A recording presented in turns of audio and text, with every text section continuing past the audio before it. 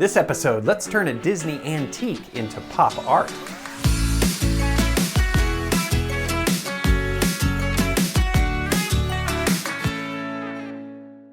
Hey, I'm Mark, your host. The Art of Disney store in Disney Springs is filled with stunning prints and paintings, and some of my favorites are characters done in the pop art style, but they can also have an eye-popping price tag.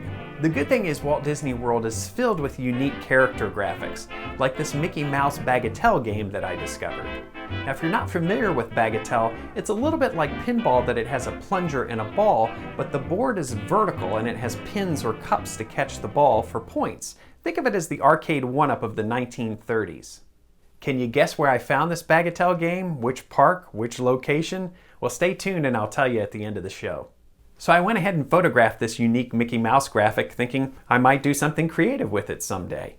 One of my favorite iPad apps is called Percolator. It's a cheap and fun way to make your own pop art. So with a little experimentation with its presets and highly customizable features, voila! Really unique Mickey Mouse pop art.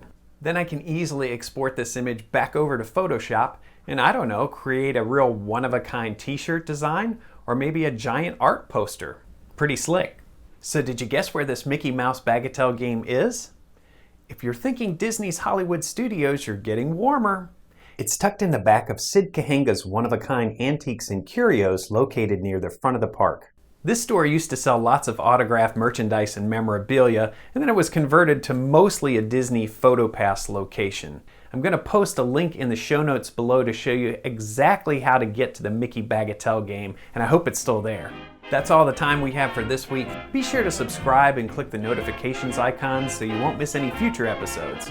Thanks for watching. I'm Mark for your Creative Brief.